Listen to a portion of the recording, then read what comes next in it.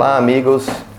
Hoje reunidos aqui para um podcast, para um papo gostoso com o Dr. José Maria Santarém e meu amigo Fernando Marques, educador físico e que todo mundo já sabe da vida do Fernando. O papo vai ser bastante proveitoso porque o conteúdo é grande.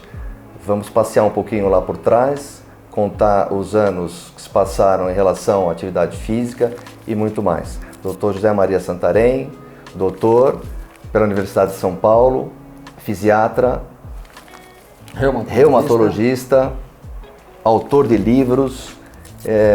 Nosso mestre. Nosso mestre. Não há quem não tenha feito aula com o doutor. Doutor Fernando, muito obrigado. Obrigado pela indicação, doutor, obrigado pelo tempo. Onde nós estamos? Instituto Biodelta. O que é isso? O que é esse tempo? Bom, antes de responder, eu agradeço a presença de vocês, né? É uma oportunidade importante para divulgar tudo o que a gente faz.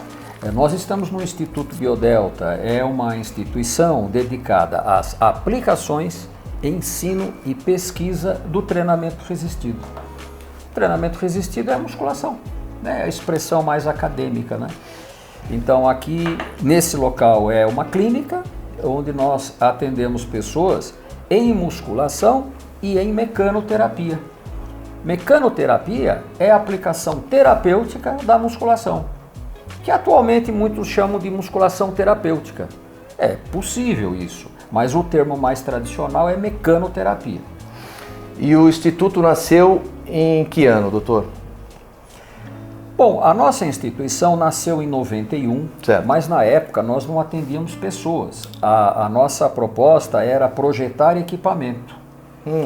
Em 2001, nós passamos a atender pessoas. Então essa expressão, essa denominação Instituto Biodelta nasceu em 2001, quando começamos a atender pessoas. Mas a instituição existia antes. Quando em 95 nós criamos na Faculdade de Medicina um centro de estudos para estudar musculação para idosos. Foi o CECAF, Centros de Estudos em Ciências da Atividade Física, isso em 95.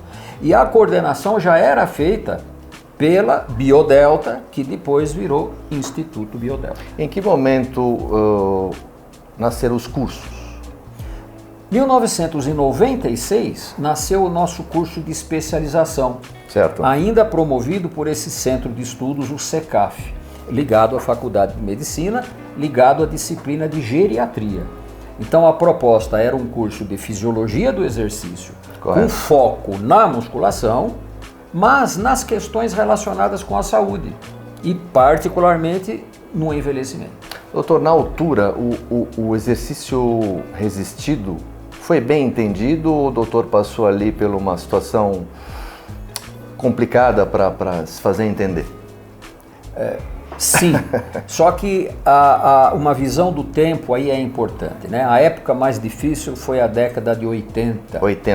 Começo de 90, no decorrer da década de 90, já haviam muitos trabalhos científicos mostrando qualidades da musculação. Então, o que antes a gente falava por intuição, por vivência, né, de só ver coisas boas, não ver coisas ruins, a gente não tinha muita documentação para convencer profissionais. Isso na década de 80. Mas na década de 90 começaram a aparecer 10 anos depois já teve uma boa evolução, né? Sim, e a gente apresentava essas evidências. A diferença da década de 90 para a atual é que as evidências se acumularam de uma forma espantosa. Hoje temos muitas evidências, todas mostrando benefícios, qualidades do exercício resistido. Eu quero ir antes. Um pouquinho antes? Eu quero ir um pouquinho antes. Eu quero saber por que o senhor se interessou em fazer musculação, quando o senhor conheceu o senhor Eugênio Koprovski e fez junto a ele o nosso querido Azinha, o Instituto Paulista de Musculação. Perfeito. Que ano foi isso? Bom, vamos mais para trás então, porque você perguntou como é que eu comecei a fazer musculação. Eu era um adolescente, eu tinha 16 anos. Eu era nadador. E na época do inverno, nós não podíamos nadar, porque a piscina fechava. Então, íamos para a sala de musculação. Aonde isso? No Palmeiras, no Clube Palmeiras. Ah, que legal. Aí eu fiquei gostando mais do peso do que da água, né? E o equipamento lá, doutor, na altura? Era muito rudimentar, né? Era junto ao ginásio de levantamento de peso. Imagina. Então tinham as barras olímpicas e tinha alguma coisa... Já tinha barra olímpica na altura lá? A barra olímpica existe desde o século XVIII, né? Do XIX. Não sabia, não. Opa, no Palmeiras sempre existiu. O Palmeiras foi muito bom em levantamento olímpico. Interessante. Palmeiras, Pinheiros e outros. Pinheiros eu lembro. O senhor se identificou mais com a musculação, porque ganhava mais massa muscular. Eu gostei da atividade, né? E aí eu entrei numa academia, Ginásio York, no centro de São Paulo, Quintino Bocaiúva, bem no centrão lá de São Paulo. O proprietário era o Oswaldo Pereira Júnior, o Oswaldão. Ele lutava luta livre em telequete, mas como amador, né? O nome dele era Marcos Vinícius. Vocês não lembram nada disso. Mas então ele era muito conhecido e tal, e eu comecei a treinar lá. E depois fui mudando de academias, etc. Conheci o Azinha numa dessas academias, né? O Azinha, Walter Nunes Alves. Em 76 eu já era formado em medicina e comecei a me aproximar das federações para colaborar, porque eu gostava muito do esporte, mas eu não tinha genética para competição. Então, bom, não posso ser atleta, vou ser dirigente, né? Me aproximei. Aí o presidente na época era o comendador Pascoal Angotti. E a academia, aliás, a federação era na academia dele, também no centro da cidade. Bom, e na época eu comecei a participar de campeonato, comecei a julgar campeonatos, né? E, já era FBB? Não. Eu não me lembro se já era a FEPAM, isso aí eu não me lembro bem, mas era a Federação Paulista de Culturismo, né? Isso na década de 80? 70, tá. 76, 77. Tá. E eu conheci o Eugênio Koprovski, eu como árbitro e ele como atleta. Olha, que legal! Arbitrou? Eu arbitrei campeonatos do Eugênio Koprovski, era um excelente atleta. Mas, enfim, esse foi o primeiro contato com o Eugênio, né? E aí fomos manter um contato, porque em 78 eu fui morar em Santa Catarina e ele começou a assumir funções de direção aqui, aí me convidava para dar cursos e a gente foi criando uma amizade sempre em função de um objetivo comum, que era a divulgação da musculação, tanto na área dos campeonatos quanto na área dos cursos. E em Santa Catarina eu fundei a Federação Catarinense de Culturismo, em 80. E lá ainda tem uma academia que usa o símbolo do macaquinho. Sim, sim, a questão do macaquinho. E lá em Joinville, onde eu estava morando, eu criei o Instituto Califórnia de Musculação. Inicialmente era cultura física, porque musculação ainda não era um termo muito divulgado, isso em 1980. Cultura física. Era cultura... Modelagem. Modelagem, mas cultura física cultura também. E modelagem, acho que eram os termos. Eu achei que modelagem era meio... Pode ter, o senhor tinha razão. Eu achei melhor falar em cultura física. Um pouco mais másculo. Enfim, mas logo a musculação ganhou o nome, né? Ganhou repercussão e a gente mudou para o Instituto Califórnia de Musculação. E isso foi em 80. No mesmo ano, 80, nós criamos a Federação Catarinense de Culturismo. Quando eu voltei para São Paulo, em 84, é que eu e o Azinha montamos o Instituto Paulista de Musculação. Nasceu em 84. 84. Sim. Nessa rua aqui, né? Afonso Bovero. Era Afonso Bovero. Essa continuação dessa rua. Essa é a doutora Arnaldo, a continuação. Estão os vizinhos. Vizinhos. Tá. E o Instituto marcou época, né? Naquela época não havia grandes academias. Não havia grandes academias, eram pequenas academias e especializadas. Judô, balé, musculação. É verdade, né? é verdade. Então, e o Instituto Paulista era só musculação, mas... E gigante, descia ali como se fosse o estacionamento do prédio, né? Descia a rampa, era uma coisa maravilhosa, as máquinas amarelas. Eu sou dos assentos amarelos na época. Foi muito gostoso. O senhor começou a atuar na federação, o Arnold já era campeão. Em 76 ele já tinha 6 títulos de Mr. Olímpia. Só que ninguém conhecia ele, né? Todo mundo chamava de Arnaud. Arnaud. Porque ninguém conseguia falar o nome dele. É verdade. Era o Arnaud. É o Arnaud. O Bipil, o Arnaud e o Bipil, cara. Bipil. O Bipil, Bill Pearl. Que ótimo. Enfim, é isso aí. Que interessante, nasceu em 84. Eu acho que eu percebi em alguma entrevista do doutor, o que era o Instituto Paulista, quando vocês pegaram o imóvel? Bom, era o estacionamento do prédio. É isso que eu queria falar, estacionamento do prédio. Nós transformamos num ginásio. era bastante amplo, né? Por isso que tinha rampa. E interessante, na época, o Luiz Otávio já era um grande atleta e ele tinha uma academia dele ali na Teodoro Sampaio, em Pinheiros. A Training Club 2. Training Club, de treininho. Né? Isso, porque tinha outra lá no Itaim e tal, né? Então, a gente era amigo e tal, e ele ia treinar lá no Instituto também. Quem não ia? Quem não ia e tal. Quem não ia? Nós frequentamos lá em 88. Eu treinava a perna lá, de quarta e domingo. Eu lembro direitinho. Era o melhor lugar para treinar. Aquele REC não existia. E o ambiente. Nossa. Respirava-se musculação. Né? Doutor, queria perguntar sobre os exercícios no Instituto Biodelta para pessoas saudáveis e com patologias. Que resultado, doutor, teria para falar desses anos em relação a essas patologias? Até porque, se você me permite complementar a sua pergunta, a academia aqui, ela atende tanto uma senhora quanto um atleta de ponta. Sim, a gente já fez cursos aqui falando só de musculação de alta intensidade e os atletas vieram treinar aqui e tranquilamente. Bem obrigado, né? Entrega o resultado. Um bom equipamento, ele é assim, quando ele atende uma senhora e um atleta de ponta. Exatamente.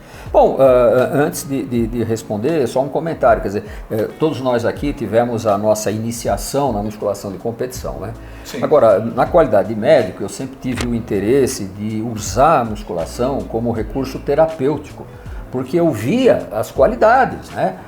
Como eu disse, mecanoterapia é uma área da fisioterapia onde se aplica exercício contra a resistência terapeuticamente.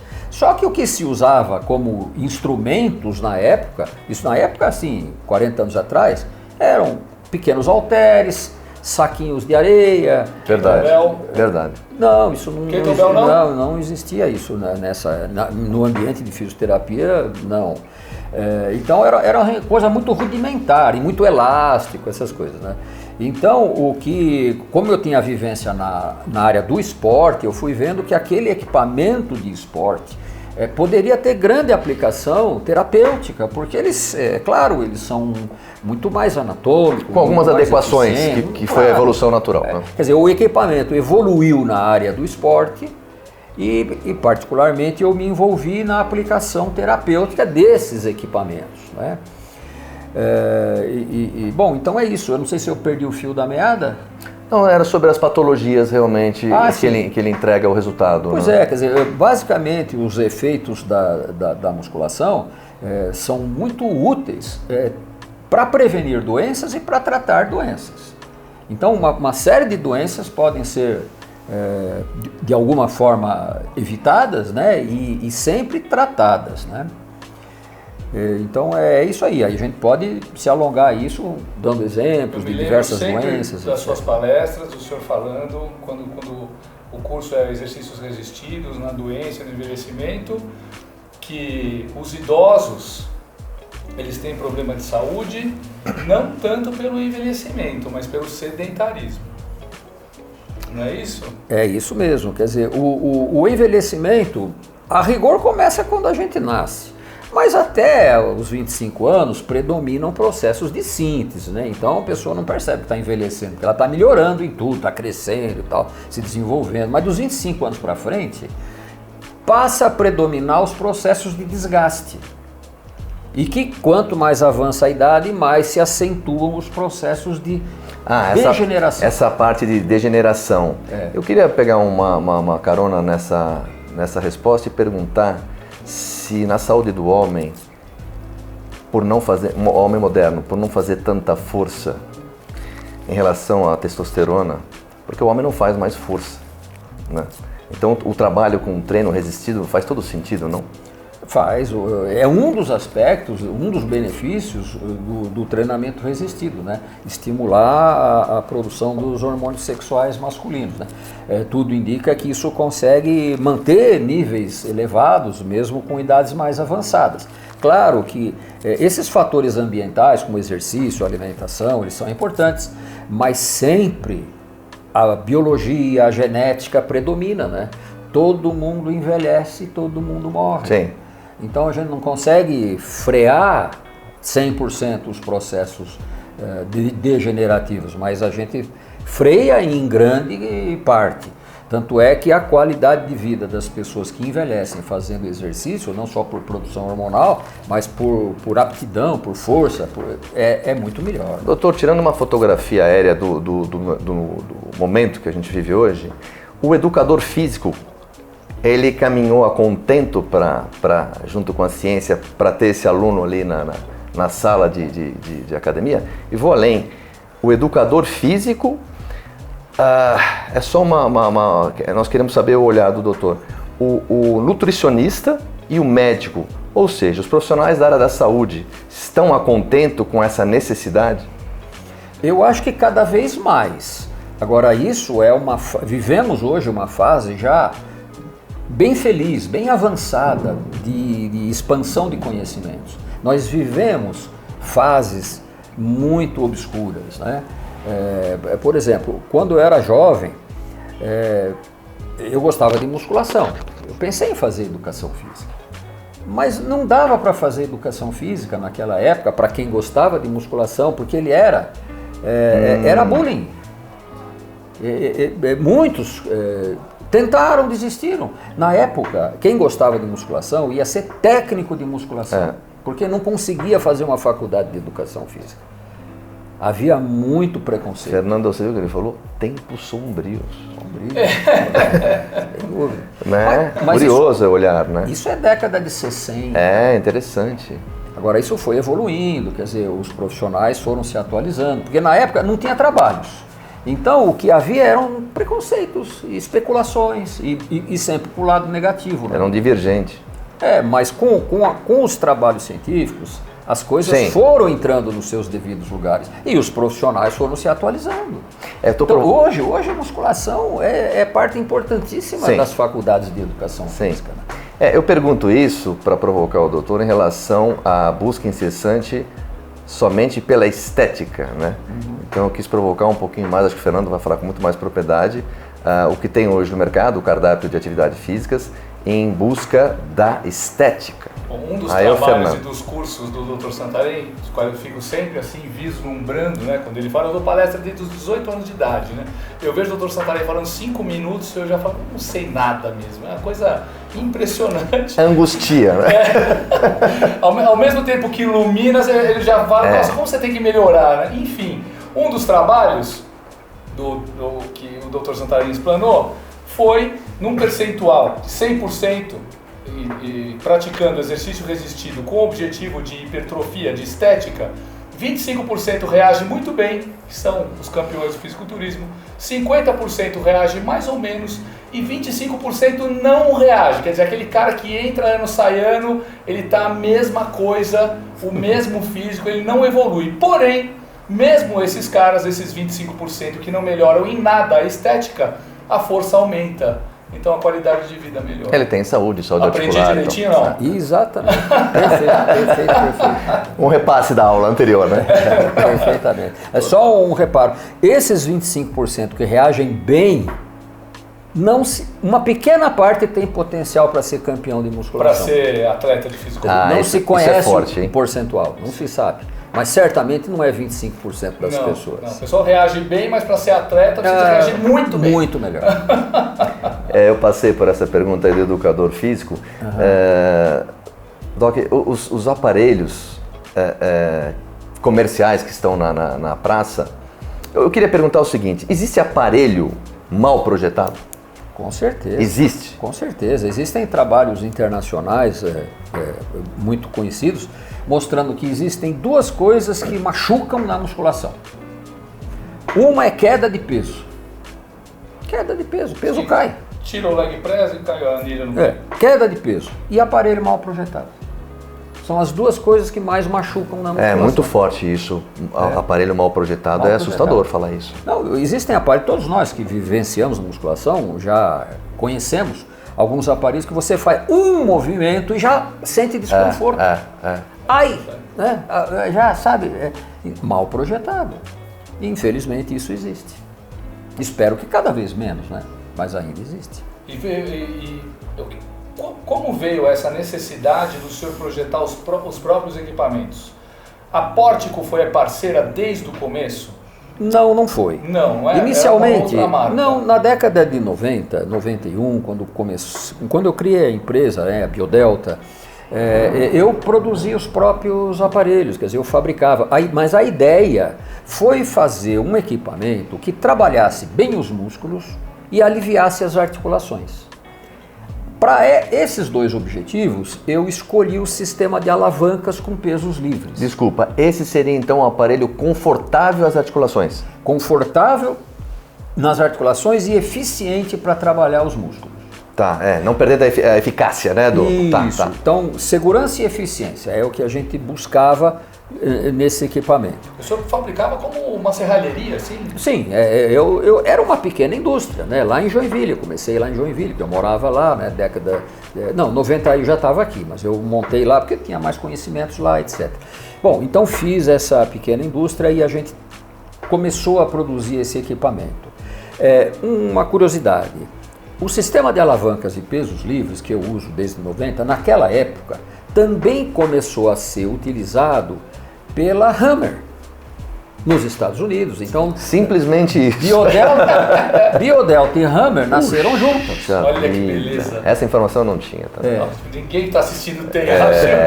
Essa muito boa. Nasceram juntas. E tem gente que acha que a Biodelta copiou a Hammer. Não é verdade, a gente nasceu junto. Até porque quem conhece as duas linhas vê que são muito diferentes, né, os aparelhos. Só que o sistema mecânico é o mesmo, alavancas com pesos livres. A ideia é a mesma. Agora, entre Biodelta no Brasil e Hammer nos Estados Unidos, quem é que cresceu? Não, sim, a máquina americana, sim.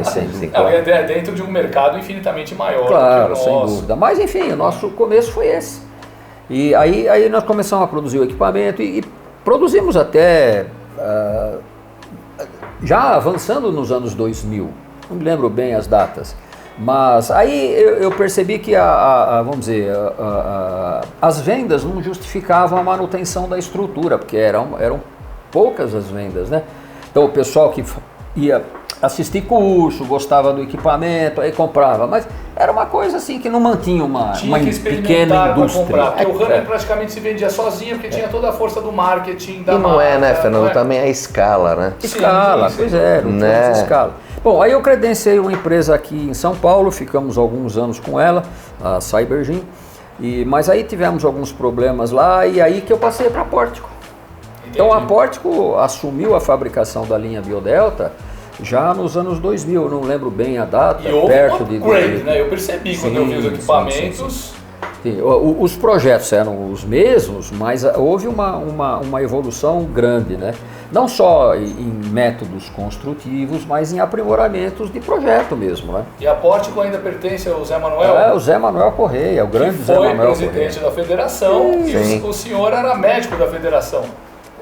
Junto com ele, não foi? Na realidade, o José Manuel, ele cuidava, ele era o presidente da Federação Paulista, numa época em que eu e o Eugênio estávamos na Brasileira, na Confederação Brasileira. Aí já era IFBB. Aí já era IFBB. Mas éramos parceiros, né?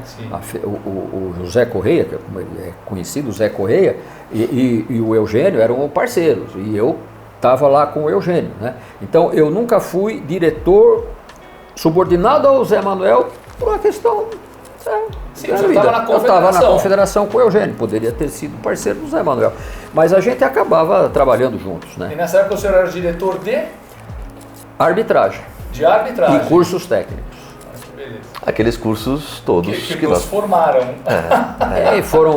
Esses cursos foram dados em todos os estados brasileiros, quase todos os estados brasileiros. Saudade, viu? Saudade. Muito. Puxa vida, é verdade. Muita saudade. Muita saudade. O pessoal que buscava lá ia por paixão, ia com sede de conhecimento. É verdade. Ia buscar lá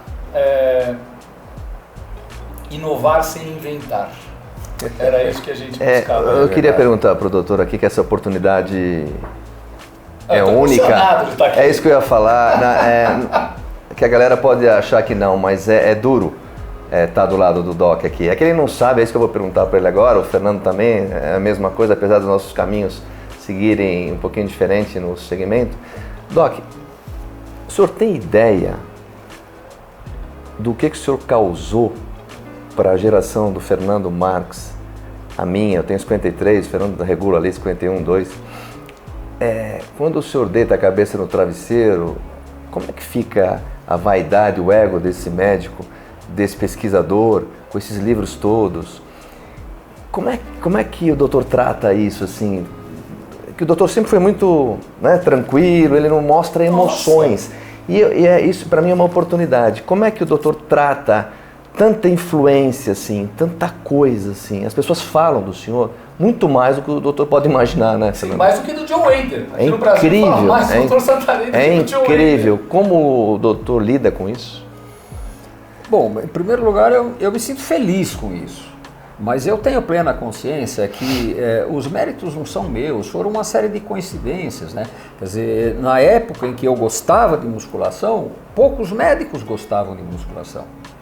Então, na época em que não havia trabalhos, a gente tinha só a nossa vivência para falar, então a gente era muito pouco considerado, né? Então eu fico feliz hoje porque os trabalhos vieram confirmar aquelas intuições que nós tivemos. Então isso me deixa feliz, né? O fato de muita gente reconhecer o nosso trabalho me deixa mais feliz. Mas eu tenho certeza que isso não foi um mérito meu. Eu tive a sorte de ser o primeiro. Nasci numa época em que eu fui o primeiro. Que classe, hein, na resposta. A grande contribuição, exatamente como eu estava falando, que os médicos não conheciam musculação, eu acho que a grande contribuição do Dr. Santarém para todos os profissionais de saúde foi mostrar que musculação não é só fisiculturismo. Porque os médicos, esses médicos que o senhor acabou de citar, que não gostavam de musculação, é porque viam os atletas. Não viam os benefícios do exercício resistido para as pessoas comuns. Até porque não existiam muitas pessoas comuns que faziam musculação. Todo mundo que ia para o Instituto de Modelagem, de Cultura Física, ia lá para ficar forte. É verdade. Ninguém entrava lá, estou aqui para melhorar a minha saúde. Não é verdade? É verdade. Na década de 60, minha mãe dizia que passava na Teodoro Sampaio e tinha umas academias lá em cima e só tinha mau elemento com os braços para fora fazer marinheiro, não sei o quê. Não, é verdade. Você falou marinheiro, eu lembrei do Clube Santista, né, de fisiculturismo. Sei. Comentando sobre aquela época, eu quero fazer justiça a dois médicos antigos que foram muito importantes da musculação. Dr. Laércio Jorge Martinez beleza. E Dr. Alan Chat. Esse eu não conhecia. Eu conheci. O Dr. Laércio eu conheci bastante. O Dr. Alan Chat foi atleta, foi competidor, né? O Laércio era bem forte também. Era forte. Eu acho que ele tinha uma área de competição dele, acho que era básico, né? Não era fisiculturismo. Mas ele foi presidente das duas federações, né? De fisiculturismo, que na época era junto com o básico, e de levantamento olímpico também. Agora, o Alan Chat, ele era um atleta de competição. Ele competiu com o John Grimek. Nossa, que legal, né? Então ele era bem antigo. Foi um grande atleta. Né? Ele era chamado Apolo Brasileiro. Olha só. Eu me lembro que... E o senhor aprendeu com eles? Eles contribuíram com o senhor? Não, eles eram mais velhos do que eu, então eles só foram meus ideais. Então, quando eu digo eu fui o primeiro, eu fiz uma correção, né? Teve gente antes de mim, até os que me estimularam. O Dr. Alan Chat, ele era fisiatra e reumatologista, que são as minhas especialidades, né? Então eu segui bem a carreira dele. Ele só se enganou quando ele me examinou, porque ele atendia de graça a alunos das academias, porque eram pouquíssimas academias, né? Então ele tinha um acordo lá, olha, muito vai lá, médico, né? Ele ia lá, é verdade. Entre uma consulta e outra ele examinava, tal, fazia isso, tal. Aí ele me examinou, eu estava com um amigo, né? Ele falou: bom, esse aqui vai precisar treinar, esse aqui vai ficar bom. Apontou para mim, né? Ele errou. Então... Errou. Não, o senhor tinha um bom físico. Eu vou mandar para a edição aqui, eu tenho foto preto e branca do doutor treinado. Vamos colocar. Vamos colocar na capa. Não era nível de competição, né? Não, mas já era bem maior do que todo mundo ali na época, assim, não é? Do que o pessoal do clube, por exemplo. O senhor era um dos mais fortes. Quando o senhor deixou a natação e foi fazer musculação. Não era? Era um dos mais fortes. Não era mais ou menos, né? Doutor, não tenho... Falando no que o Fernando está falando, o doutor está com quantos anos hoje? 73. mês que vem 3. Você tem Pronto. legal. Agora me diga uma coisa para o outro lado. O homem de ontem envelhece da mesma maneira que o de hoje? E pergunto, como vai envelhecer o homem do futuro? Eu queria falar um pouco sobre essa história da velhice e o que o senhor trabalha aqui no dia a dia. O que a gente precisa lembrar aí é que a longevidade aumentou bastante, né? Quer dizer, o homem de ontem vivia menos, né? Ele morria mais cedo. Morria, né? Então hoje... É recente, né? O homem vivia 30, 40 anos agora. Bom, já está um pouco mais atrás, né? Mas cada vez mais o homem vive mais, né? Por conta do progresso da medicina, das vacinações, enfim, de todos os recursos de prevenção de doenças, né? Mas o importante é a consciência que se tem hoje de que não basta viver mais tempo, é preciso viver bem, manter qualidade de vida. Isso já é uma consciência.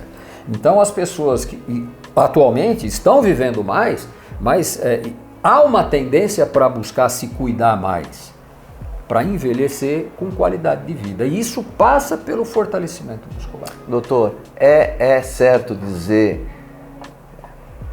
essa loucura de mal de Alzheimer, problemas do sono, fibromialgia e todas essas doenças dos tempos modernos, eu consigo dizer que a musculação, infarto do miocárdio, ajuda na prevenção? Olha, para quem está assistindo e quer saber um pouco mais. Com certeza ajuda e ajuda muito a evitar esses males, mas nós temos que lembrar que na medida que as pessoas vivem mais, as suas predisposições genéticas para doenças também tendem a aparecer. Então, antigamente a pessoa morria antes de aparecer aquela doença. Hoje ela vive mais. Então usa-se mais a máquina, então tá. Vive mais, a genética se manifesta. Agora, com certeza, os exercícios físicos, particularmente a musculação, por diversos efeitos, contribuem para evitar essas doenças. Então, às vezes a pessoa tem a predisposição genética, mas tem aquele estímulo do ambiente, que é o exercício, e acaba equilibrando as coisas e tem uma doença mais leve, ou nem tem a doença, enfim. Tem que juntar as duas, ter sorte de ter boa genética. E, na opinião da ciência, o que é um indivíduo sedentário? O que a ciência entende como fulano é sedentário? O cara que joga bola uma vez por semana é sedentário? Pois é. Aí é o seguinte... Existe bola todo fim de semana. O dia inteiro. Isso não é bom. Agora, será que é melhor do que não fazer nada? Isso está em aberto. Porque o sedentário é aquele que na somatória das suas atividades físicas durante a semana gasta menos de 600 calorias. Então, ninguém é sedentário. Desculpa, na semana? Na semana. Vou chegar lá. Na semana. Nossa, tá deitado. Eu vou chegar lá. Eu consigo. O sedentário absoluto é só se ele não puder se locomover, né? Porque normalmente as pessoas têm alguma atividade física, né? Se locomove, sobe escada, movimenta e tal. Mas se gastar menos que 600 calorias, ele é considerado sedentário. Mas por quê? Porque com menos de 600 calorias diárias, aliás, semanais, a pessoa tem mais doença. Estatisticamente, elas têm mais doenças crônicas. E quem gasta mais do que 600 calorias tem menos doença. Daí veio o conceito de separar o ponto de corte a 600 calorias por semana. Entendi. O que se recomenda hoje é que se gaste isso no mínimo. O ideal é gastar mais. Agora, o que é, em termos de exemplos, né? Gastar 600 calorias por semana? Meia hora de caminhada rápida por dia. Meia hora de caminhada, porque rápida ou não, aí é questão de condicionamento físico. Sim. Meia hora de caminhada, 5 dias por semana, dá 600 calorias. Olha só. 2, 3 sessões de musculação de meia hora, 40 minutos, dá 600 calorias. Então, o ideal é gastar mais.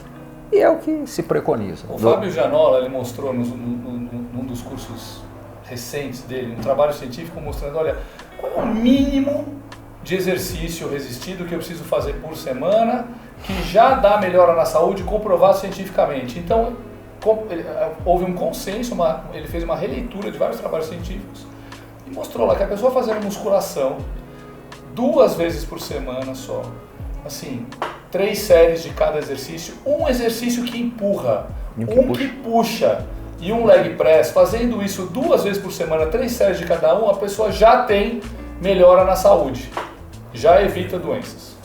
E também na aptidão física. Na aptidão física, não é? O Fábio Janot também é cria do senhor, né? Tanto na arbitragem quanto na profissão. Diria que a gente é colega, né? Eu me lembro das suas palestras ali nos anos 90, na FEPAM, naquela época, o senhor falando que, infelizmente, ainda a medicina no Brasil ela era muito curativa e pouco preventiva. Tanto que um dos títulos de um dos seus livros, o título de um dos seus livros é Musculação, faça antes que seu médico recomende.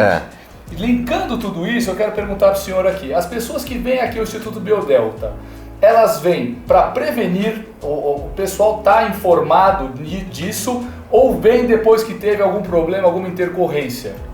Nós temos os dois públicos, mas a maioria vem para tratar-se, arrependidos de não terem cuidado antes. Então o mercado tem muito a informar. Bom levantamento que você fez. Porque Exato. se ele veio quando... já vem quando teve algum problema e o médico recomendou. Doutor, na esteira do que o Fernando está falando, quando o indivíduo percebe que está perdendo a força? Quando ele percebe, na vida diária. Diária, levantar do vaso, subir uma escada, exatamente. Ele está perdendo a força. Quando começa a ter instabilidade na marcha, vai levantar, tem uma tontura, então, quer dizer, pode ter outros fatores, mas a perda de força é um deles. Canibalizando, né? Tudo que o doutor falou, eu canibalizei para as minhas palestras. O exemplo clássico, que eu vi ele dar mais do que 2 ou 3 vezes, é o carregar bujão de gás. Qual que é a diferença entre uma pessoa forte e uma pessoa fraca?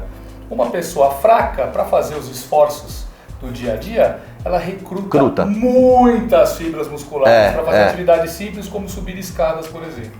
Uma pessoa forte, para fazer as atividades do dia a dia, usa bem menos. Recruta poucas fibras, menos fibras musculares, né, da totalidade do seu corpo para fazer as mesmas tarefas. E aí, eu lembro o doutor falando, né, o cara fraco, ele pega ali o bujão, o braço começa a doer, a pressão arterial, um esforço sobe, ele cansa e tem que parar para descansar. Aí vem aquelas perguntas, né? Puxa, mas musculação é anaeróbio, a caminhada é aeróbio. Vocês já pararam para pensar que tem idoso que caminha anaerobicamente? O cara é tão fraco que ele anda assim 50 metros, a perna começa a arder, o batimento sobe, é isso mesmo. E ele tem que parar para descansar. Isso que é um bom aluno, né? Ele é, com certeza. Perfeito. Com certeza. Exatamente isso. Não é isso? É exatamente isso. Eu fico arrepiado porque eu lembro dele falando toda vez. Era marcante. Eu ficava assim, tinha que estar na Rede Globo. Eu uma vez consegui levar o doutor num programa de televisão que era do Alexandre Frota. O senhor lembra disso? O programa Galera. O senhor foi lá falar. Você levou ele lá? Falar que os anabolizantes não fazem mágica. Foi isso. Né? Que o pessoal acha que... achava, né? Muita gente acha ainda, né, que genética compra na farmácia, que anabolizante resolve todos os problemas. Não é assim. Pois é verdade. Você vê como o conhecimento já difundiu bastante, né? Que bom, né? Doutor, tem alguma patologia mais comum aqui no Biodelta, dessas pessoas que vêm já com os problemas? Exemplo, diabetes ou algo parecido? Ou é muito...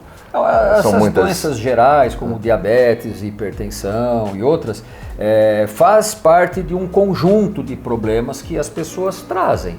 Mas não são esses os motivos das pessoas procurarem musculação terapêutica, ou seja, mecanoterapia. Elas vêm por causa de dores. Dor, né? Dor de coluna, dor de tendinite, de bursite, de artrose, enfim, dores em geral. Então, vem buscar uma solução, que a solução passa pelo fortalecimento muscular, pelo reajuste das estruturas. A lição de casa mesmo. Pelo fortalecimento dos tendões, né?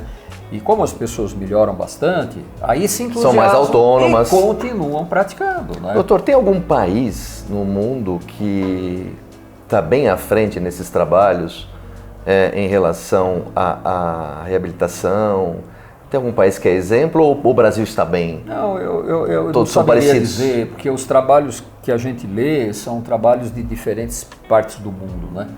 Então, claro, dos países mais desenvolvidos, né, que produzem muito mais, né?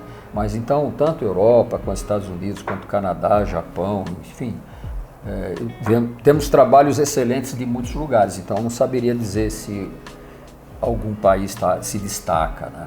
Nos anos 90, desculpa. Não, nos, claro. nos anos 90, eu me lembro de o senhor já chegar numa palestra com os 2 pés no peito, falando de musculação e doenças, musculação e envelhecimento, e já disse assim, olha, 90% das pessoas que estão aqui vão morrer de aterosclerose. Até engasguei, fico emocionado, né? O senhor se lembra disso? Mais ou menos. Esse quadro continua? Ah, sim, porque isso é da natureza, né? Quer dizer, a degeneração das artérias é a aterosclerose, né? Isso. E isso tem muita base genética, mas o sedentarismo é o grande indutor da aterosclerose. Então, qualquer atividade física ajuda a prevenir a aterosclerose. E por isso promove saúde do coração, por evitar a aterosclerose. Agora, o que está se demonstrando cada vez mais é que a musculação é um dos mais eficientes para isso. Porque esse efeito de evitar a aterosclerose é efeito anti-inflamatório. Os músculos em contração, vocês sabem disso, mas é importante divulgar. Os músculos em contração produzem substâncias anti-inflamatórias, chamadas miocinas. Miocinas. É um grupo não é uma substância, é um grupo de substâncias. E esses efeitos... Remédio gratuito. É remédio produzido pelo próprio corpo, não é? De graça. Então, é remédio bom então, ainda. Justo. E a musculação é o exercício que mais produz miocinas, né? Que você explora a contração muscular, porque não é o músculo que produz, é o músculo em contração. O músculo em contração que produz miocinas. Né? Se ele trabalha, tem o remédio. Se ele trabalha, ele tem remédio. Tá.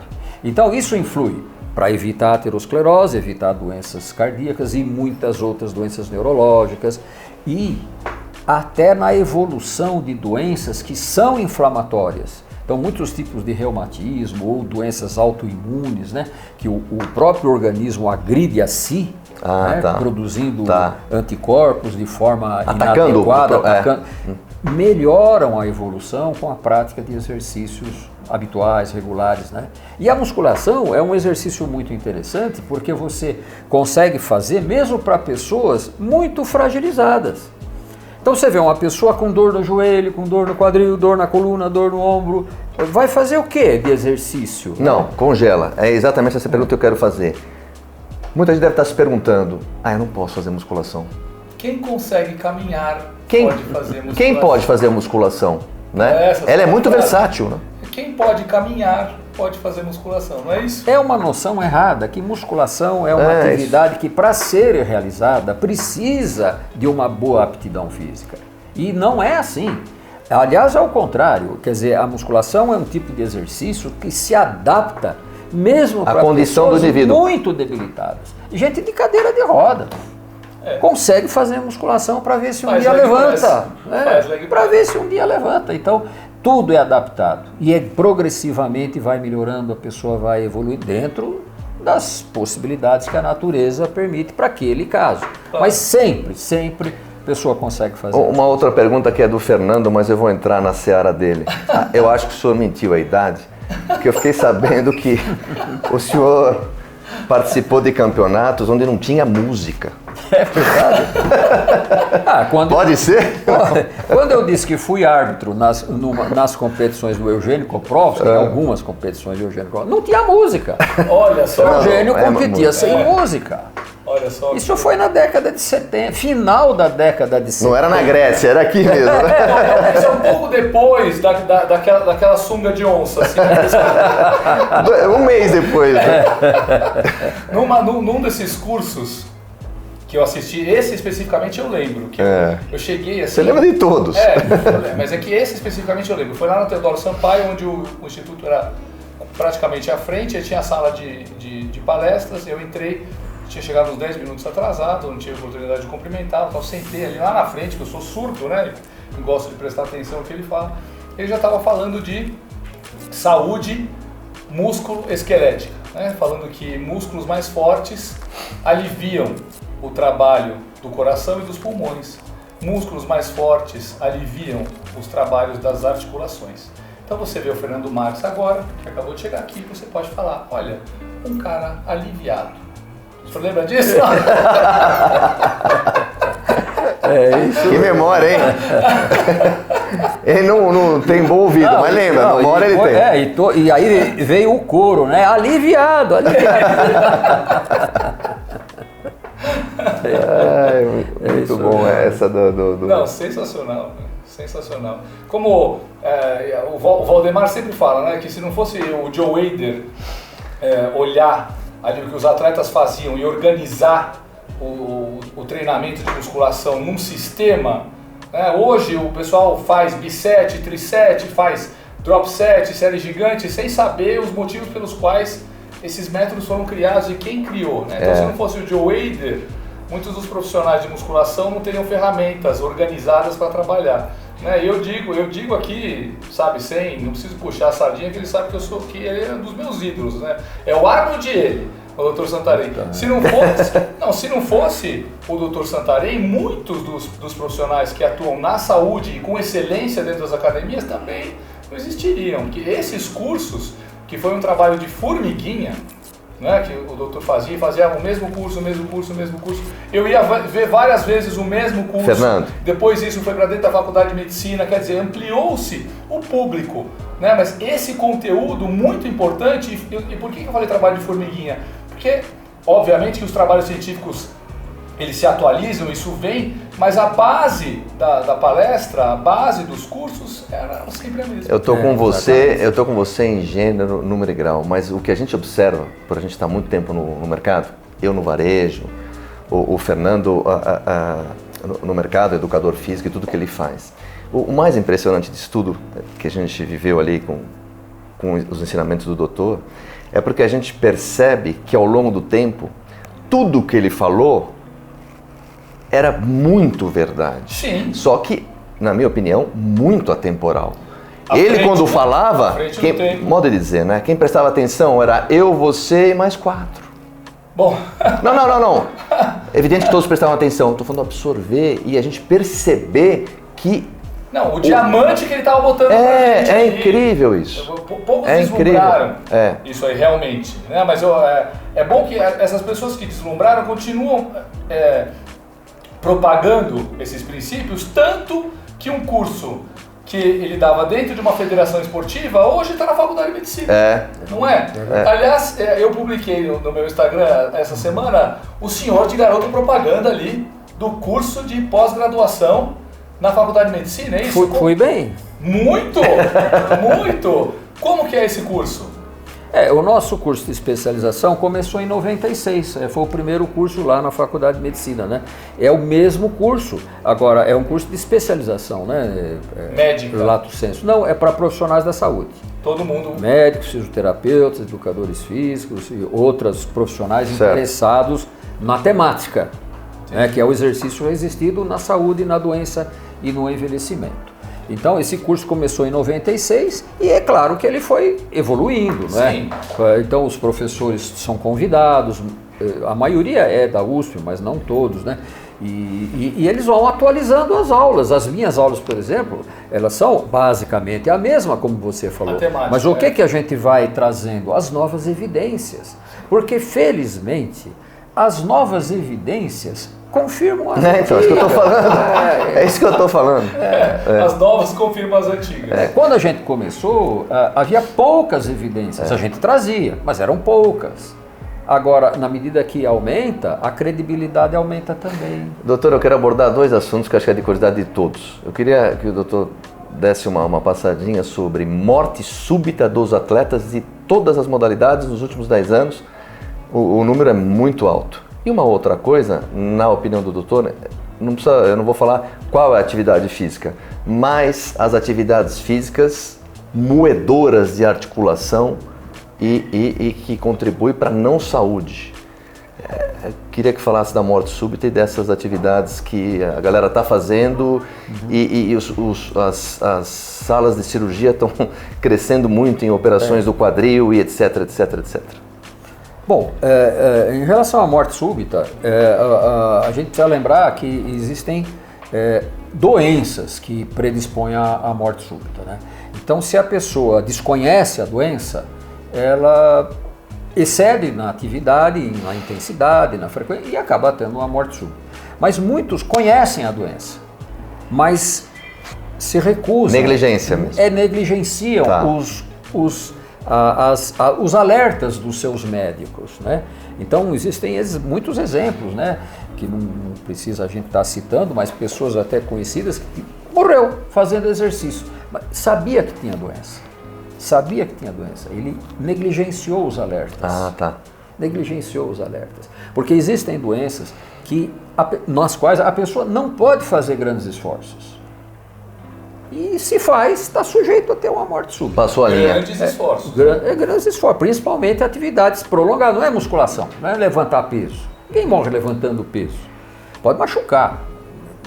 Morrer correr, pedalar, nadar, a frequência cardíaca alta, a pressão arterial alta, desidratação, morte súbita. Né? Então, esforços intensos, prolongados, etc., né? Contínuos. O que o senhor está falando nem é tão súbito assim, né? Já meio que esperado. Morreu de repente. Essa é a frase, né? Quanto maior a intensidade da atividade física, maior o risco para a saúde, não é isso? Exatamente. Mas principalmente nessas atividades contínuas, né? Correr, pedalar, nadar, atividade intensa, né? Levantar peso, parou, cansou, parou. Sim. Ninguém morre fazendo isso, né? Sim. Bom, então existem as doenças predispostas. Uma outra causa de morte súbita, que infelizmente está ficando cada vez mais frequente, é trombose de coronária. E trombose de coronária tem um grande vetor, anabolizante. Anabolizante favorece trombose de coronária. Desculpa, doutor, a trombose... É a coagulação do sangue dentro do vaso. Do vaso, né? Pode ser no coração, pode ser no cérebro, dá um AVC, né? Um acidente vascular cerebral. E a desidratação, o anabolizante, aumenta as plaquetas, modifica todo o princípio, a cadeia da coagulação, favorece isso. Então, como o anabolizante hoje é muito usado em todas as modalidades, existe aí uma condição de base, né, que predispõe à morte súbita. E claro, aí vem as doenças, se juntou as duas coisas, você tem os casos fatais, né? Doutor, e as atividades moedoras de ossos, de articulações, ligamentos? Você passa na frente do box do CrossFit, o senhor olha ali e fala, puxa vida, ninguém aí é aliviado. Pois é. É uma atividade. Não. A musculação é uma atividade muito segura, porque você não tem impactos, não tem torções, etc. Salto. Não tem acelerações, desacelerações. Então é muito segura. E fortalece o músculo que protege as articulações. Agora, qualquer outra atividade que tenha esses fatores de lesão acentuados, né? Não é só, o CrossFit é uma delas, claro, mas não é só isso. Ginástica olímpica, pum, cai em pé, quer dizer, em várias modalidades, né? Vôlei, basquete, né? Então, impactos, torções. Então, essas coisas, se a pessoa tem uma boa musculatura, uma boa genética, ligamentos fortes, tal, ela aguenta. Se não tem, lesão. Agora eu vou fazer uma pergunta que você adoraria fazer. Eu também da nossa época. Para que todos possam... Musculação. Para um rapazinho de 14 anos, pode fazer musculação? Lembra? Pode. Essa é uma pergunta clássica, Fernando. Na hora que eu falei de um conteúdo sim. Mas eles precisam ouvir deles. Sem dúvida, sem dúvida. Bom, Arnold, com 16 anos, estava competindo, né? Que idade será que ele tinha quando começou, né? Atleta não é referência. Atleta é um fenômeno, né? Mas não há dúvida, quer dizer, o detalhe é o seguinte, criança pré-púbere, né? Não tem nem estatura para alcançar os aparelhos de musculação. Sim. Então já é um limitante. O outro limitante é que a criança geralmente não está motivada para atividades assim individuais, né? Foco, concentração. Isso que é mais brincar e coisas mais lúdicas e tal. Então, musculação não é uma atividade ideal para criança, né? Agora, nos Estados Unidos existem fábricas de aparelhos de musculação em miniatura para criança. Leg Leg praizinho, Curioso. puxadorzinho, essas coisas. Então, risco não há. Quer dizer, uma criança que sobe num daqueles trepa-trepa de parquinho e pula no chão, tem impactos muito maiores do que fazer musculação. O próprio jogar bola, né? O próprio segurar o peso do corpo, né? Enfim, atividades lúdicas, né? de futebol e de qualquer coisa, quer dizer, são muito mais traumáticas do que a musculação. Então, a primeira vez que eu fui para os Estados Unidos, eu caí direto no Kentucky, ali. E aí fui, porque a André ia competir, e ela me irritou, obviamente, eu fui andar. E tinha lá no Kentucky o centro de treinamento dos Cardinals, que é o time de beisebol, né? E eu fui lá conhecer, um coach deles me recebeu, e eu vi esses equipamentos, né? Nossa, as crianças aqui, elas treinam para o time infanto juvenil. As crianças que jogam beisebol, elas fazem musculação 2 vezes por semana, porque elas se machucam menos jogando beisebol. Isso é estatístico. Um colchão de segurança ali para as crianças com um esporte traumático. Estatístico isso, doutor? Complementa então, que é essa experiência. Isso, quer dizer, as criança atleta se machuca menos quando pratica musculação, se machuca menos. E o pessoal também tem que perder um pouco o medo de fazer as pessoas treinarem, né? Outra frase. Melhorou muito, mas ainda tem, né? Não, porque cardiopata, grupo especial, ficou difícil ficou difícil mas tem que ficar difícil. Sim, tem que usar peso, não cotonetes. Né? O doutor está com quantos livros publicados? Bom, eu tenho um livro mais para público geral, que é esse que ele comentou, né? Musculação, ou você comentou, né? Comece a praticar antes que o seu médico manda, e é para a população geral. Agora, fora isso, eu tenho muitos capítulos de livros. Não tenho um livro meu, tenho capítulos de livros, diversos livros. Que o senhor podia fazer uma coletânea, né? Dá para fazer. Não é? Eu faço participação nos livros de outrem. Não é verdade? Pô, Isso tá fácil, tá pronto. É só fazer. Tem no meu Lattes, né? Muito bom. No currículo Lattes. E agora esse curso aí que o senhor foi garoto propaganda, quando ele começa?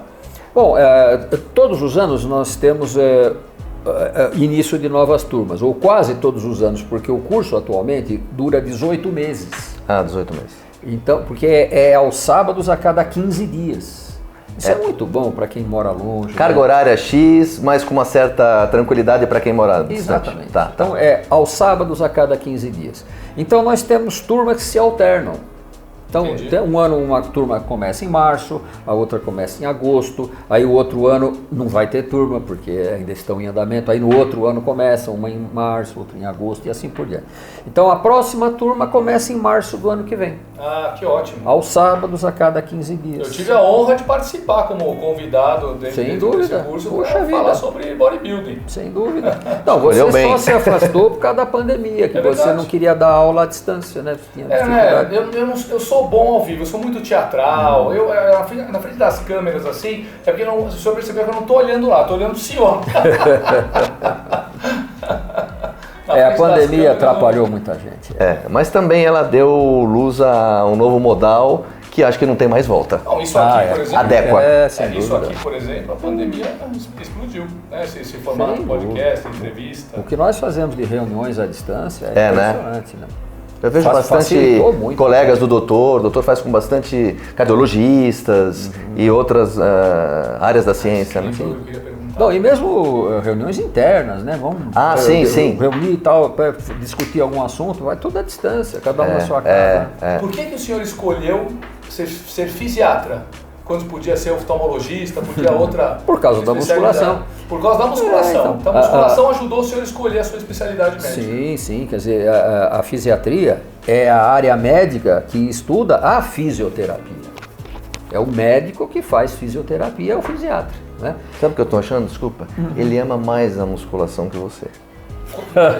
Vai ser difícil. É mais tempo de um páreo duro. Sem dúvida. Não, mas sem dúvida. Não, bacana essa escolha, por isso que eu estou provocando. Sim, porque, claro. né? Ele falou por causa da musculação. Não é rápido. Né? É a especialidade que permite você aplicar a musculação como recurso terapêutico. É a fisiatria. Que beleza, hein? Treinamento, né? Treinamento. Agora eu vou fazer uma pergunta delicada, me permita.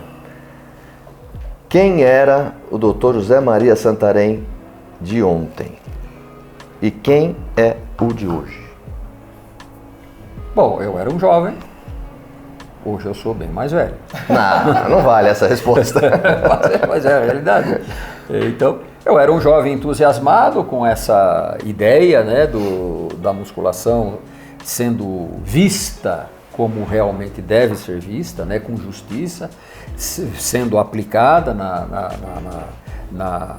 na população geral como mecanismo de promoção de doença. Então eu era um jovem entusiasmado com isso.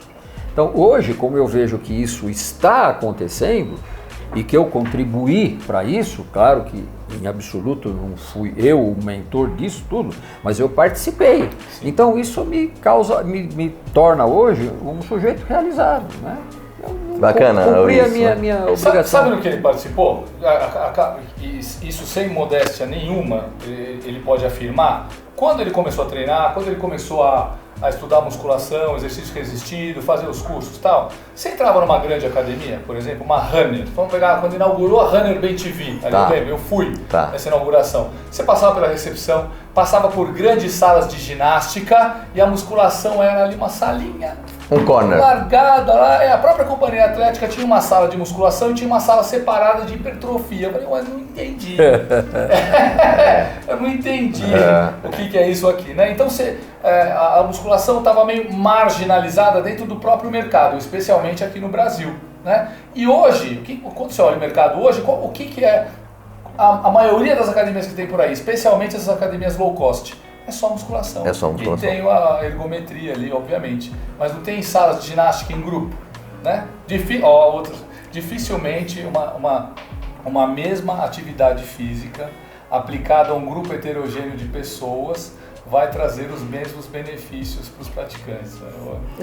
Eu canibalizei esse senhor assim a minha vida toda. Que bom. É muito legal. É mais um motivo de orgulho para mim. Né? Eu vou te falar, para que todos saibam, esse bate-papo não seria tão proveitoso, tão gostoso sem a presença de Fernando Marques, porque ele é que resgata tudo isso, né? O meu olhar é um pouquinho diferente, né? Então, eu quero agradecer muito ao Black School e ao Fernando porque é outra coisa, né? Não teria, acho que, capacidade para entrevistar o doutor sozinho. Eu sou entusiasta da musculação, do bodybuilding, mas sou entusiasta do trabalho dele, né? Porque o trabalho do Dr. Santarém, ele deu lastro para os profissionais de saúde que gostavam de musculação, não é? Esse é o trabalho dele que nos lastreou, que nos dá base. O baldrame. Para trabalhar, né? Eu falo, eu vou fazer ali alongamento que previne lesão. Não tem trabalho. Não tem? Já? Não tem trabalho. Acho que eu só estudo musculação. Eu lembro. A gente está falando de alongamento, né? Já nos alongamos demais. Vamos fazer musculação. Doutor, agora outra saia justa. Desculpa, só para complementar o que eu falei. Então você vai nessas academias low cost, só musculação e ergometria. Então, qualquer esquina aqui tem. Não é a academia para o cara fazer exercício resistido? Se ele está orientado ou não, é uma outra história.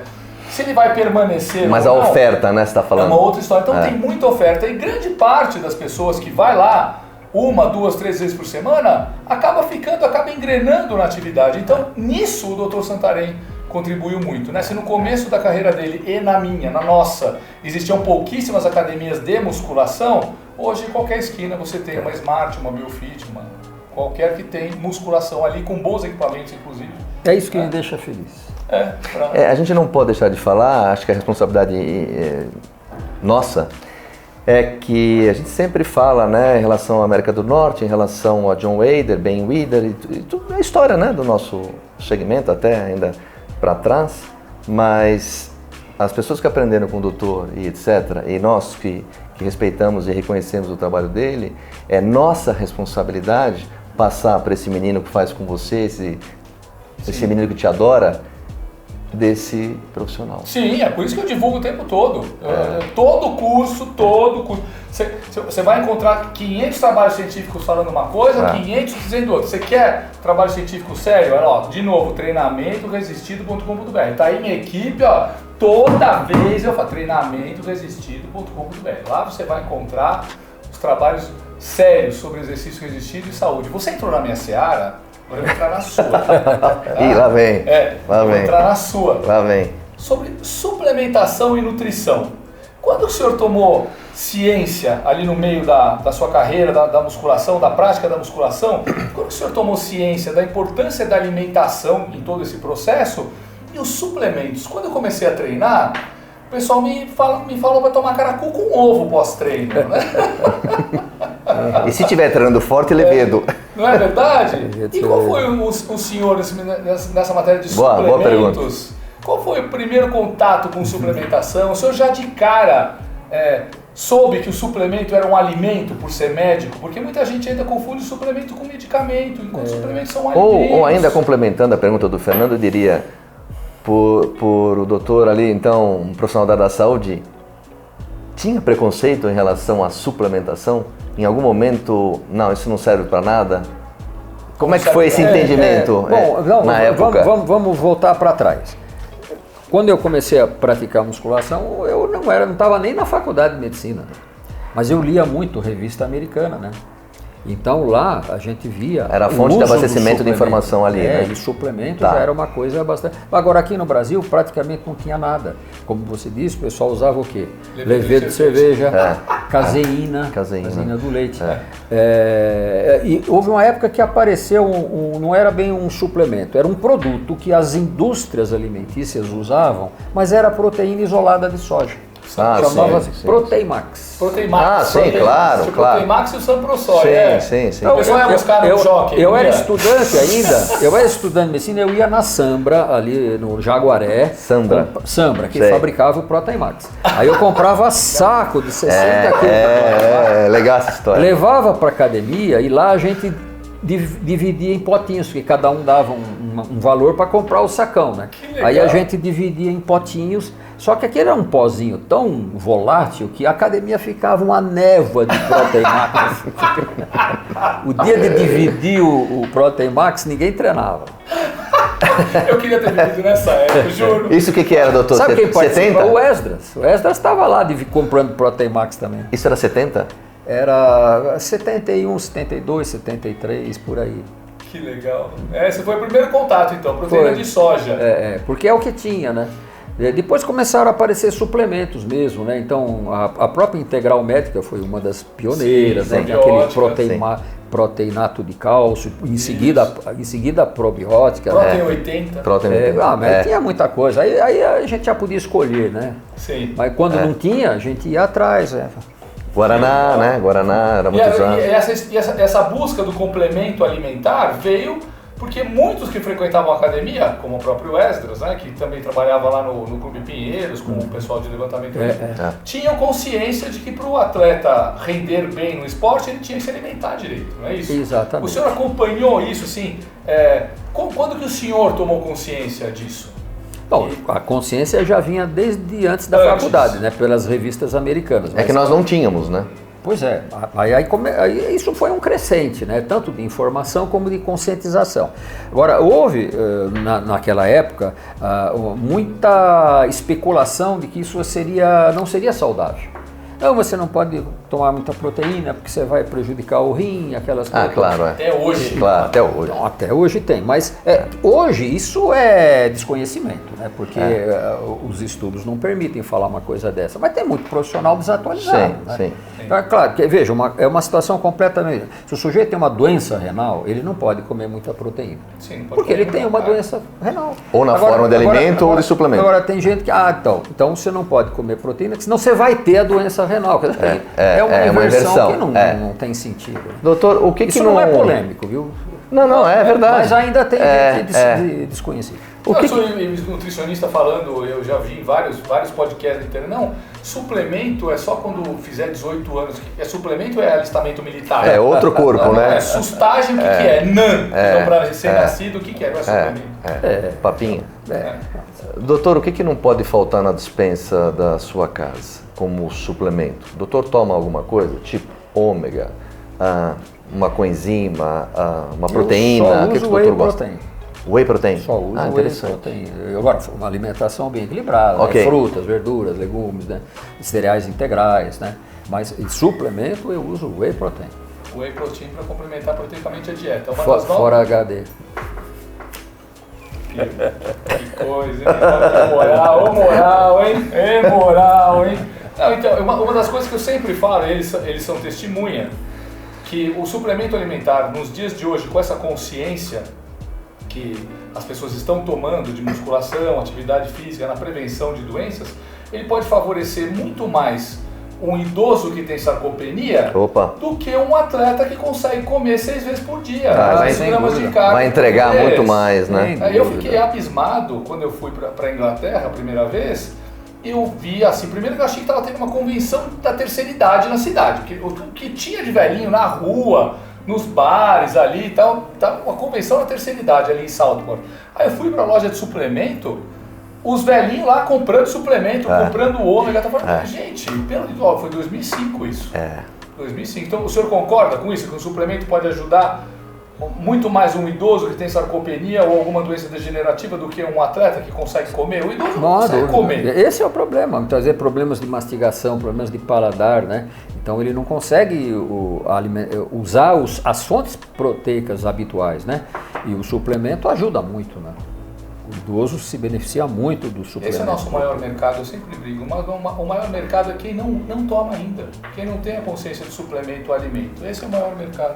A pirâmide está aqui é a classe que forma opinião, mas na base da pirâmide, que é onde você está falando, está toda essa problemática. Sim. Que tem que passar essa cultura. Demanda informação. Doutor, se eu tivesse que apontar um ídolo, quem seria? Eu, pessoalmente? Sim. Bill Pearl. Bill Pearl? Bill Pearl. Porra, que legal. Um vídeo dele com o Chris Dickerson na semana passada, 1982, quando o Chris Dickerson foi Mr. Olympia e o Bill Pearl que o treinou. O senhor conheceu pessoalmente? Ele veio para o Brasil? Eu não o conheci pessoalmente, mas desde adolescente eu tinha fotos no meu quarto. Meu pai ficava meio preocupado. O Arnold fala isso também, né? Eu imitei o Arnold agora. Ele foi um dos grandes atletas que também vestiu a bandeira e a causa de divulgar o não uso dos anabolizantes. Sem dúvida. No esporte. Ele, Reg Park, fizeram muita campanha contra o uso de anabolizantes e eles eram os exemplos. Eu sou o exemplo.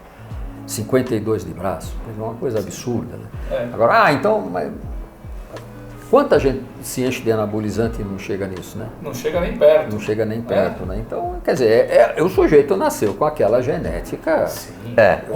Sorte grande, né? Mas, daí? Campeão é um fenômeno genético. Em cursos do Sr. Eugênio Koprovski, ele sempre mostra o Reg Park e tal, fotos de atletas que foram campeões numa época que os esteroides não tinham sido nem inventados. Exatamente. Hoje em dia o cara entra na academia, o que eu tomo? Jeito, meu filho. Compra um bonezinho de trembolizado, camiseta, quem cresce natural é planta. Eu falei outro dia, parece que a pessoa tem uma sensação de pertencimento quando ela toma esteroide anabolizante. Fernando, e as meninas, né? E as meninas novinhas, adolescentes, né? Estão usando muito. Nossa, pensa que é mágica. Né? Triste e preocupante, né? Automedicação sempre, né? Doutor, aproveitando que nós estamos aqui, existem trabalhos consistentes dos últimos 20, 30 anos em relação ao uso de anabolizante esteroide na saúde desse povo que fez uso há 20, 30 anos atrás? Existe algum trabalho consistente em relação a isso no mundo? Eu desconheço, talvez exista, mas eu desconheço. O que eu posso me lembrar é que atletas do passado que não usavam anabolizantes estão morrendo de velhinhos. E o Pearl morreu com 91, mas ia fazer 92. E outros, né? O próprio Lehane tem uma boa saúde, né, Fernando? Cara, olha, eu falo nas minhas palestras, né? Eu conheci pessoalmente todos os Mr. Olympia, apertei a mão de todos, desde 1965 até os dias atuais eu apertei a mão de todos. O Lehane, que foi o cara que mesmo na alta intensidade usou os métodos Wader, é o que está vivo e mais saudável. Me parece até os com muita dias saúde. de hoje. O Dorian Yates está todo rompido, o Ronnie Coleman tem todos aqueles problemas articulares e tal, mas isso é um trabalho interessante para o pessoal que está nos assistindo, o pessoal pesquisador, né, poder desenvolver. Talvez os métodos tradicionais de musculação, essa que a gente sempre divulgou, 80% aí de um RM e tal, essa musculação entre 8 e 12 repetições, mesmo na alta intensidade, são os que promovem também o prolongamento da saúde, né? Porque o Lee Haney, ele não tem lesões, ele continua trabalhando, ele tem ali a clínica de personal trainer dele que desenvolve junto com o filho dele um trabalho de educação muito importante nos Estados Unidos, né? Então, também, já falei aqui, quanto maior a intensidade, maior o risco para a saúde em qualquer atividade física. Mas os métodos Wader se mostram seguros mesmo na alta intensidade, mesmo num cara que foi Mr. Olímpia, ele tá aí, foi 8 vezes, hein? Então, Fernando, agora já caminhando para o final, mas entrando de novo na tua seara, que eu quero incomodar. Doutor, em relação a grandes cargas para resultar em hipertrofia, eu acho que é uma confusão que os colegas fazem até hoje, vai. Né? Então acho que eu queria ouvir do doutor se realmente, a pergunta meia, né? Se as grandes cargas são necessárias para a obtenção de aumento de massa magra, é uma condição isso? Olha, supercargas eu estou falando. Sim, isso é uma coisa que já está bem estudado com muitos trabalhos científicos. Então não é um trabalho nem dois, é um consenso. Um consenso. E qual seria? É o seguinte. A gente precisa trabalhar até fazer as repetições até ficar difícil, não necessariamente chegar na falha. Ficou difícil, claro, perto da falha, duas antes da falha. Ficou difícil. Estou com dificuldade de completar a minha 8ª repetição. Isso já é uma dificuldade. Isso, para. Se você forçar, você faz mais uma ou duas. Mas ficou difícil. Você pode parar. Esse é o entendimento. Porque você vai ter os mesmos benefícios que você chegar na já recrutei tudo. Agora, benefício em quê? Em força e massa muscular. Quando a gente vê os grandes campeões usando grandes cargas, a gente fica com aquela ideia, tá vendo? A gente tem que treinar super pesado para virar um super campeão. Isso. É isso que a molecada acha. É o contrário. A pessoa aumenta o peso quando fica forte. Ela não precisa aumentar o peso para ficar forte. O olhar. Primeiro fica forte, depois aumenta o peso. Depois aumenta o peso. Eu conheci um sujeito que quando eu comecei a treinar, isso é muito boa. Foi instrutor meu. E ele dizia assim, sou inimigo de peso. Era o Wilson Magalhães, foi campeão paulista. Wilson Magalhães, sou inimigo de peso. Ele era muito forte, grande, forte. Aí você via ele, você pensava que ele treinava leve, né? Sou inimigo de peso. Você ia ver ele treinava pesado para burro. Mas o que ele queria dizer? Eu não faço força. Ficou difícil, eu paro. Só que o que acontece? Uma genética privilegiada, o sujeito vai ficando forte. E aí quando ele vai ficando forte, o peso vai ficando leve. Sim. Aí ele vai aumentando o peso. Sim. Então isso repetido, o sujeito com 10 anos de treino está treinando com cargas enormes, sem fazer força. Isso que o senhor está falando, a gente esbarra naquela máxima que o senhor fala há 150 anos, em relação à genética, que o indivíduo perceba que não adianta eu... Nasceu para aquilo. Eu não nasci. Não é a carga. Vários, né? Hein, Fernando? Vai não é a carga. Então. Não é a carga que vai me fazer hipertrofiar. Não. E o que ele está dizendo aqui, que fique bem explicado, não é que tem que treinar fofo. Não, tá claro que não. Tem que ficar difícil. Eu sei o que um atleta e uma pessoa que busca saúde tem em comum em seu treinamento. Tem que treinar até ficar difícil. Ficou difícil, para o atleta ainda tenta dar uma roubadinha, faz mais uma, mais duas, mas o consenso científico já mostrou que as atividades com esforços submáximos, elas têm tanto benefício quanto aquelas que buscam a falha total. Igual, mesmo benefício. Muito interessante. Para que não haja, inclusive, rompimento de peitoral, de bíceps. Até por segurança, né? Mas, então, que fique claro, quer dizer, não é que você não pode chegar na falha, passar supramáxima, auxílio, chat e tal. Pode, só que não precisa. Ele arregaçou. Não, para eu estou satisfeito. Estou bem satisfeito. Não vou esquecer mais disso. É uma clareza, assim. É muito bom. Fernando. Beleza. Podia ficar 3 horas aqui, né? Nossa, tem muito... Vamos passear pelo instituto, né? Vamos mostrar a academia. Fazer uma filmagem. Os equipamentos. Eu novamente gostaria de agradecer muito a Black School por essa parceria, Dr. Santarém. O Instituto Biodelta? Instituto Biodelta, por esse papo, que eu acho que esse filme vai ficar para muito tempo, né, Fernando? Para que a gente Sim. volte a consultar. Tem uma pergunta que eu não fiz ainda. Vamos lá, vamos lá. O senhor já fez muito. Tá, vou ficar quietinho. Enxerga muita coisa a fazer ainda? Como que é a sua semana? Como o senhor divide seu tempo, suas atividades? Quanto tempo o senhor fica aqui? O senhor vai no hospital, dá aula? Como que o senhor faz esse planejamento? Bom, o hospital eu não frequento mais, né? E a minha atividade universitária é o curso de pós-graduação, né? São as aulas. Basicamente o tempo eu divido em atender pessoas e estudar, e agora com um pouco mais de folga, né, que eu estou diminuindo o atendimento, temos colegas médicos aqui ajudando, eu estou me dedicando mais à pesquisa. Então agora a gente está dando um foco maior para publicações, que o meu fraco do ponto de vista acadêmico é publicações. Eu fui muito envolvido com a prática, né? Com a vivência clínica e tal. Então, lendo, escrevendo e tal, mas sem publicações próprias, ou poucas publicações próprias. E agora que eu estou chegando aí no fim da carreira, eu quero melhorar essa falha de não ter muitas publicações próprias. E agora, com o Instituto Biodelta, a gente tem um campo muito grande para fazer trabalhos mostrando, documentando aquilo que a gente já vê há décadas, que são os benefícios, mas documentar isso. Doutor, é muito difícil publicar no Brasil? Então, se o trabalho é de boa qualidade, não é difícil publicar. E doutor, as pessoas encontram o senhor ainda, olha, eu quero passar uma consulta com o doutor Santarém. Quem que o senhor atende? Qual que é o seu público? O seu atendimento clínico hoje em dia, qual é? O meu atendimento clínico são as pessoas que já estão tensionando se vincular ao Instituto Biodelta. Então, a maioria tem problemas de saúde, geralmente dores de diversas origens, e vem buscar tratamento. Ou vem para prevenir essas situações, já consciente da importância da musculação. Então, a maior parte são pessoas de meia idade para frente. Mas nós temos aqui muitas pessoas jovens que vêm fazer musculação pela confiança na equipe. Qual seria essa meia-idade, doutor? Qual seria essa meia-idade? De 40 anos para cima. Podemos vir. Eu já vim aqui. O senhor sabe que eu quase me lesionei aqui?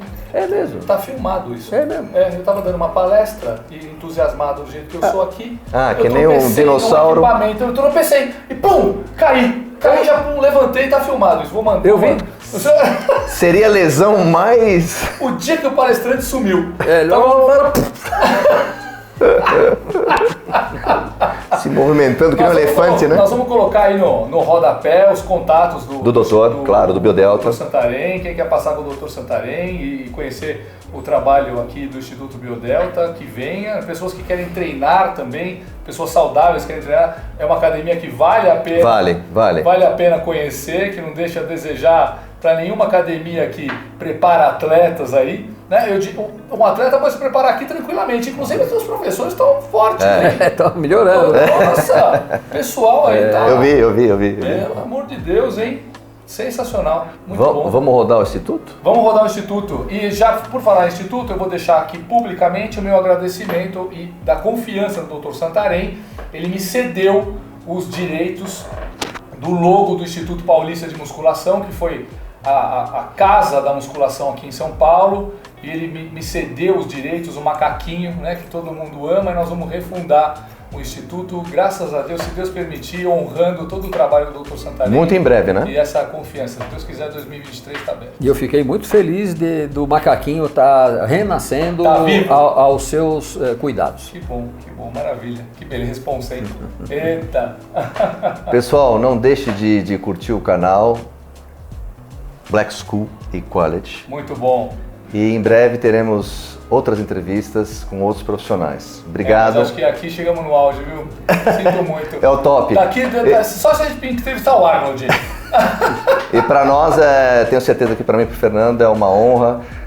Confesso que fiquei nervoso por estar aqui do lado do doutor. Não é fácil. Quem conhece o segmento sabe, né, Fernando? E não por ele, não, ele é mas é o que ele representa. Exatamente. pelo que Toda a representa. importância que ele teve e tem nas nossas vidas, enquanto profissionais. E eu quero agradecer aos dois e às empresas que estão aí nos apoiando. Nós é que agradecemos. Maravilha. Vamos rodar o Instituto. Instituto Biodelta, conheça! Até já.